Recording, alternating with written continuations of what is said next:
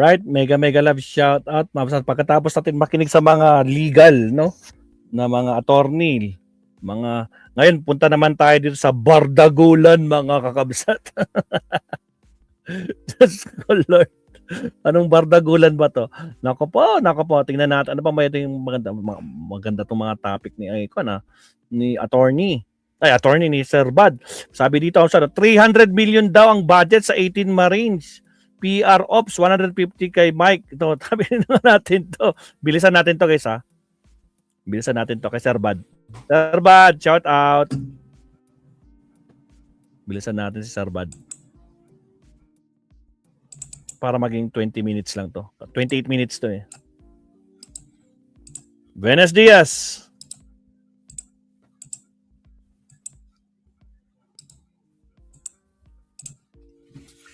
Buenas tardes, damas y caballeros. Napakaswerte nyo, andito kayo sa Vlogcaster channel. Really assist you. Dahil dito sa channel na ito ay kilala natin because of my long time exposure sa politicians at negosyante at mga journalista as a former reporter of the Philippine Daily Inquirer and PR executive of my own firm. Dean King's Communication kung saan president and CEO tayo, we got to know many of the people that we are talking about, we are discussing, either naging kaibigan ko yan or mga-clients ko yan. A case in point, ito yung Di Umano'y. Case in point is this issue ng Di Umano'y 300 million. Parang tama yung dati natin figure. Sabi natin, ito mga ganitong ops, naglalaro ito from 100 million to 500 million. Kasi, been there, done that na tayo eh. Yung mga ganitong ops rin ang ginagawa natin noon. So, para sa mga client natin, mga presidente. Ngayon, may isang journalista na sinabi, ganito ang ops. Kaya sabi ko, swerte kayo sa Vlogcaster channel because if you don't understand the background of the people involved, ngayon 3 key personalities. May kumpare, si Mike Defensor, may former client, Attorney Levy Baligot, and also itong si journalista na Philip Lustre Jr. If you don't know them and you don't know their background, you don't know who they are, you haven't met them, you haven't dealt with them, then you won't know what is the context of what is happening. Kasi nag-aaway-away na. Especially itong si Philip Lustre na gumawa ng expose na ito at si Attorney Levy Baligot. So dito, swerte kayo because I can give you context. I can give you full understanding. Kasi hindi tayo parang ibang vlogger na nabasa lang ito sa online or napanood lang ito sa news, nagsasalita parang eksperto na. Dito, we know the personality that we are talking about. At dalawa lang kami yan pwede gumawa ng ganyan. Si political advisor Ronald Llamas and also Christian Esguera. Dahil ganun rin, mahaba rin yung mga extensive rin yung connection ng mga yan among vloggers. So, mag-start tayo dito sa gumawa ng expose na ito na si Philip Lustre Jr. Who is Philip Lustre? Philip Lustre is a journalist na ngayon medyo sumisikat na rin sa vlogging, meron siyang Philip Lustre page, hindi ko na alam kung ilan ngayon, pero I'm sure lumaki na. Kilala ko siya, pero naging kaibigan ko siya, naging kainuman ko siya nung active pa ako sa PR business at as an inquiry reporter. Pero ngayon, hindi na kami nag-usap kasi nag-away kami over sa isang issue dahil itong taong ito medyo may pagkapikon. At noon, parang sa pagkaalam ko, naging operator siya ni Mar Rojas nung sa DILG siya. Isa sa mga operator kasi medyo isa sa mga operator ito ng Liberal Party. At hindi kami nagkasundo sa isang issue kasi alam nyo naman si Vlogcaster, kahit suportado natin noon si Mar Rojas at ang Liberal Party, hindi naman tayo, kung may dapat i-criticize, kini-criticize naman natin sa vlog dito sa pati mga kakampings, kini-criticize natin. Pati Liberal Party, kini-criticize natin. So, in-unfriend ako nagkasagutan kami sa Facebook itong si Philip Lustre at na-unfriend niya ako, okay? Pero tuloy-tuloy pa rin siya. Kumbaga, gumagawa ng mga expose sa mga issues. At itong recent expose niya, in fact kahapon lang, ay or the other day, itong sa background ko. At sinasabi diyan, sabi ni Philip Lustre na isang I think People's Journal columnist, sumuka si Mans Carpio ng 300 million sa operasyon ng Marines. 150 million napunta kay Mike Defensor, 50 million, ang liit naman, kay Attorney Levy Baligod, at 50 million each sa bawat isa sa 18 Marines. Yan. Question mark. 5 million each. Question mark. So, two things ang take away dito, kung totoo man ito, ay yun, tulad ng sinabi natin, well-funded itong ops. Pangalawa, busog na itong mga Marines para to take the risk. Kasi ngayon, nagkadalawang kaso na sila. Pangatlo, yun, si Mans Carpio, asawa ni Sara Duterte, no less, ang nagfinance ng ops. Itong malaki, itong big news dito, big development, kung totoo man ito. Kumbaga, gumagalaw na si Mans Carpio. Siyempre, si Sara Duterte. Saan ba na-link si Mans Carpio? Kundi sa smuggling ng 6.4 billion na shabu. Kasama si Michael Yang, Pulong Duterte. At di umano, according to Mark Taguba at saka yung iba pang mga nag-testify sa Quadcom, parang ginawang imbudo nila Mans Carpio at nila Pulong ang Bureau of Customs. Ito lang nahuli, yung 6 billion plus. Pero araw-araw nagpapasok sila ng droga. Kumbaga, sila Michael Yang nagbebenta ng droga, sila Duterte pinapatay yung mga oposisyon, yung mga kompetisyon, si Mans Carpio at Pulong ang nagpapasok ng droga. So, kumbaga, kaya. At itong 300 million, wala, barya lang ito. Barya lang ito. 'Di ba? Sabi ni Cristina Conti, trilyon ang nakulimbat nila dito, hindi lang sa pagnanakaw, kundi sa drug trade na rin. So, posible ito. Kaya nga dapat suriin ito ng National Bureau of Investigation. Baka ito na yung sinasabi ni Senator Antonio Trillanes na well-funded ito. At meron na sila mga figures kung magkano tumanggap yung mga Marines. 5 million bawat isa. 5 million. So, nung pinost ito ni Philip, hindi tayo kaagad sumakay. Kasi mahirap na. Baka kahit naging kliyente ko yan si Levy Baligod, delikado rin. Cyber libel tayo. Hindi tayo kaagad sumakay. Eto, kahapon, the other day ata lumabas ito, kahapon, si Attorney Baligod na mismo. Si Attorney Baligod na mismo ang nag-reshare itong post na ito. Yan na, si Attorney Baligod. Attorney Baligod, Levy Baligod Facebook page. At ang sabi niya, Philip Lustre. Tawa ako dito. Philip Lustre, dahil lang sa 2K, pumayag ka magpagamit para manira ng mga tao na hindi mo naman kilala. Wala ka kasing kredibilidad. Kaya ganyan ka ka-cheap. Aray naman to, aray. Duro green. Si Philip Lustre dito. Matanda na to, pero chick boy to. Tinitira niya yung mga kwan. Yung mga byuda na matanda, mga kwan na siguro si Philip, mga 70 na siguro. Early 70 or late 70. Tinitira niya yung mga 50, yung mga 60 na mga byuda at yung kahit may asawa pero naghahanap ng action. Yan ang tripping ni Philip. Sabi ni Levy Baligod, Philip Lustre, dahil lang sa 2K, pumayag ka magpagamit para manira ng mga tao na hindi mo naman kilala. Wala ka kasing kredibilidad. Kaya ganyan ka ka-cheap. Marami itong anak si Philip eh. Mga 12 ata, 10 o 12. Sa iba't ibang babae. So, Sa tono ni Levy Baligot, parang inakusahan niya ito si Philip sa pagiging ACDC, parang or bayaran reporter o bayaran vlogger. At yun nga, baka may bumulong kay Levy Baligot, 2,000 lang, pwede ka na magpasulat nung o i-post ni Philip Lustre. 2,000.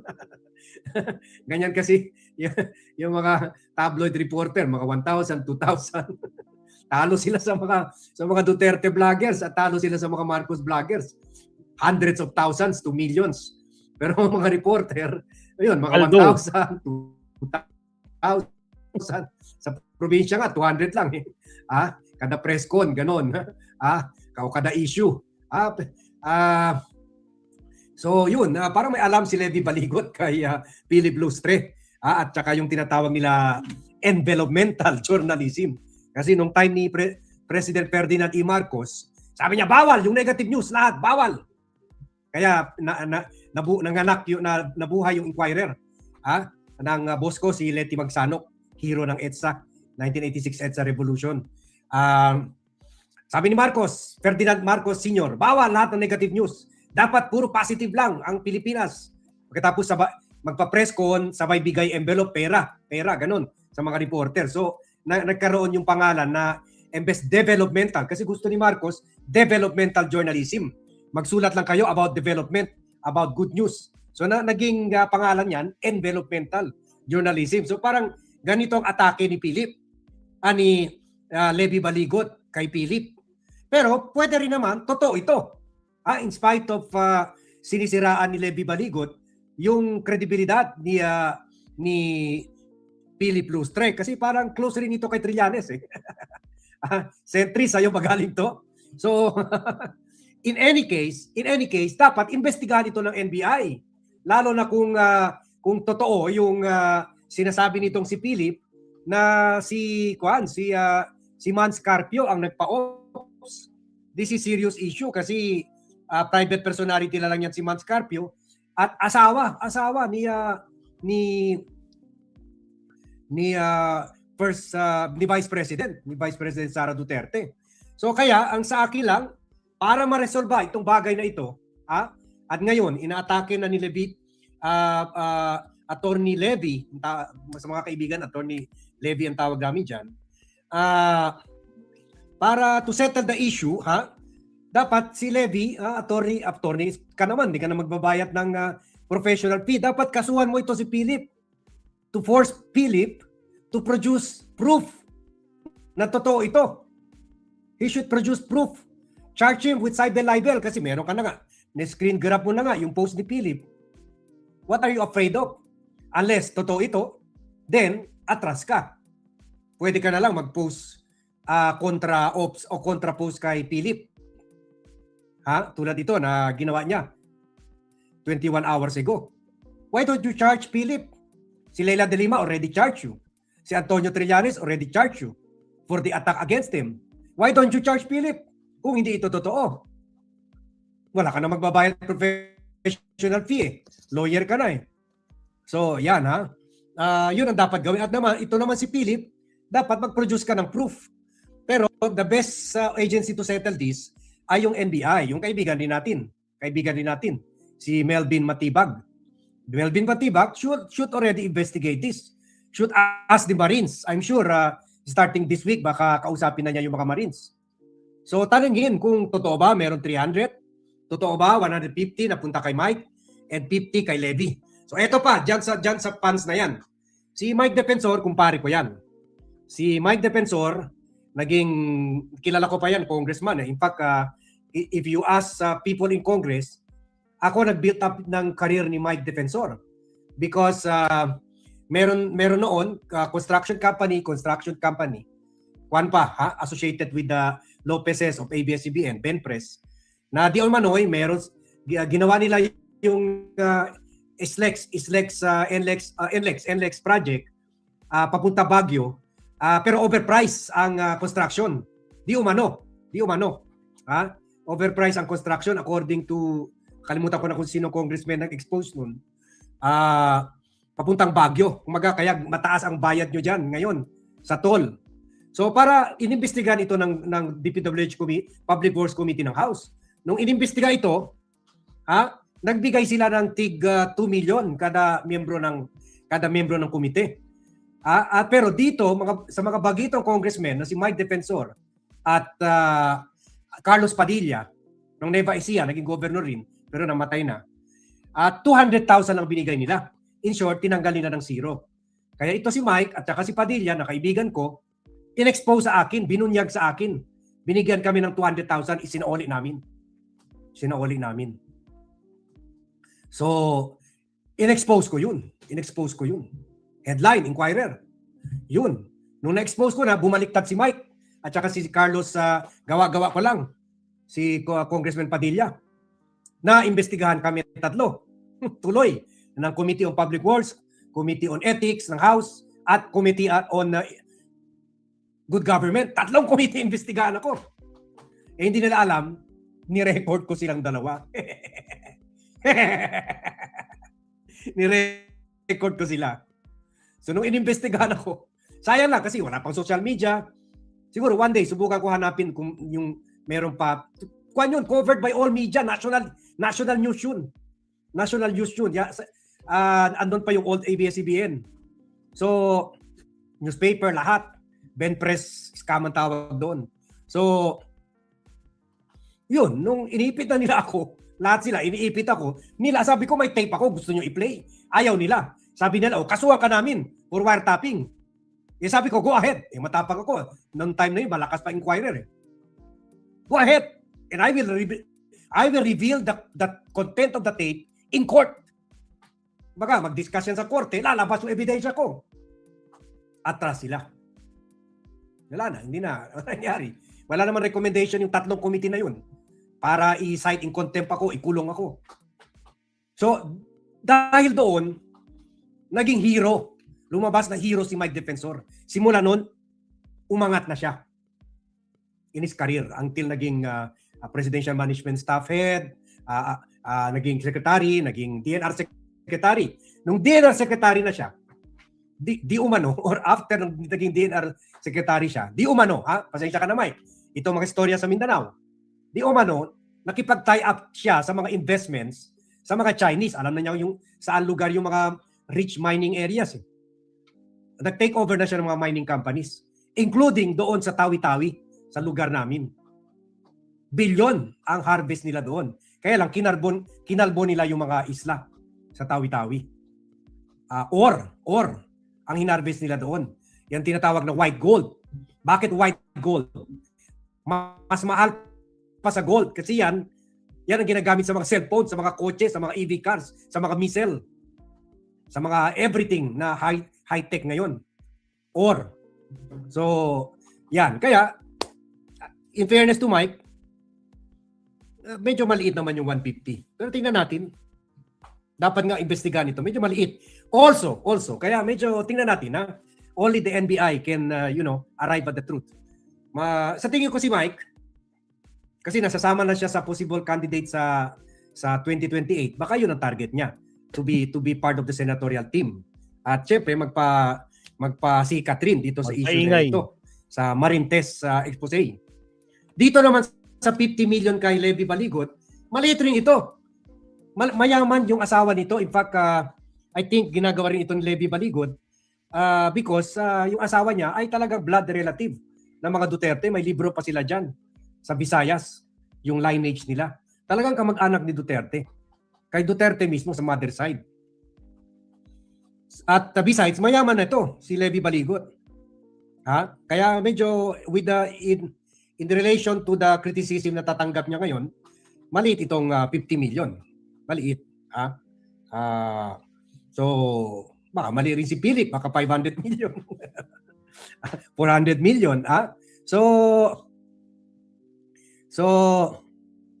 ito na nga. Meron si Bill Pua, may point siya. Sir Bat, since kumpare mo si Mike Defensor at bakit hindi mo siya tanungin, si Mike Defensor, baka sabihin niya sa iyo totoo. Yan nga problema, Philip Bill Pua. Unlike sa bayaran vloggers under the Marcos under the Presidential Communication Office, kay Romualdez at kay Duterte. Wala tayong, dahil hindi tayo bayaran ng 1 to 2 million a month or 5 million a month. Wala tayong staff. Mahirap gumawa ng interview and then in the middle of the interview, wala palang sound. Mapapahiya ka lang sa ini-interview mo or nawawala-wala ka ng signal. So, nagre-recruit na tayo ngayon ng staff. Kasi gusto ko live ganito para hindi nyo sabihin may pinag-usapan kami offline. Gusto ko live ganito. And I need staff. Narinig nyo yung mga ibang vlogger, meron nagpo-prompt sa kanila, okay na po, go. Yun, ganun. Sir, okay na. Sige na po, live na tayo. Ganun. So wala tayo ganun eh. Magaling yung mga staff ko mag-research, pero kasing tanda ko na yan. Pa na yan, mga gurang na yan, kagaya ko, na hindi magaling sa mga teki-teki, ek-ek. So, nagre-recruit tayo. So, one day, gagawin natin yan.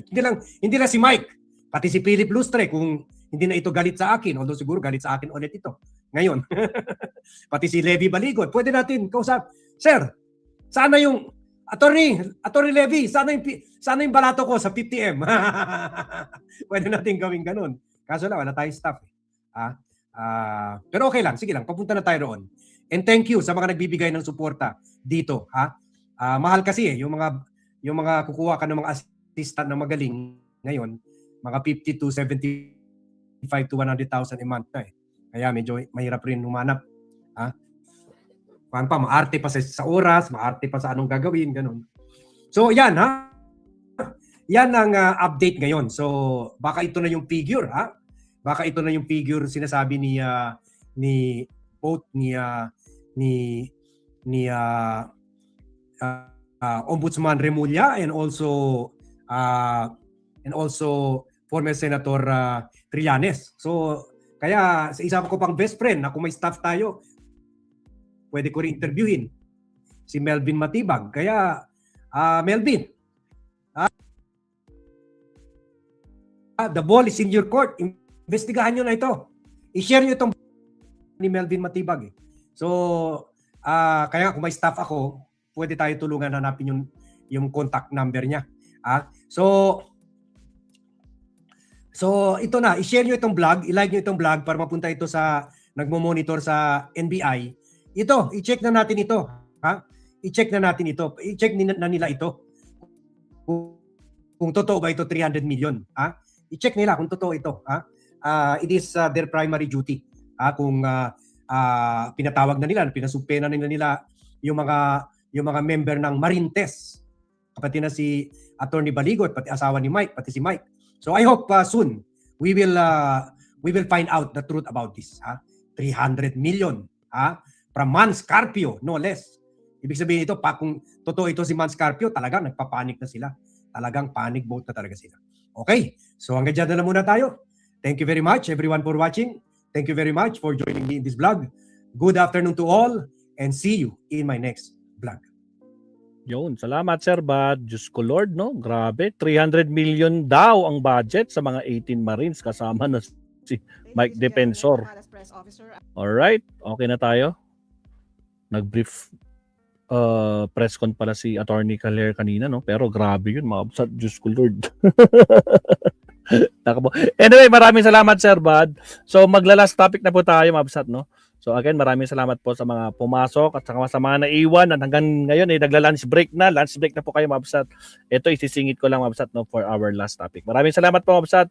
Like and subscribe po tayo. Here we go.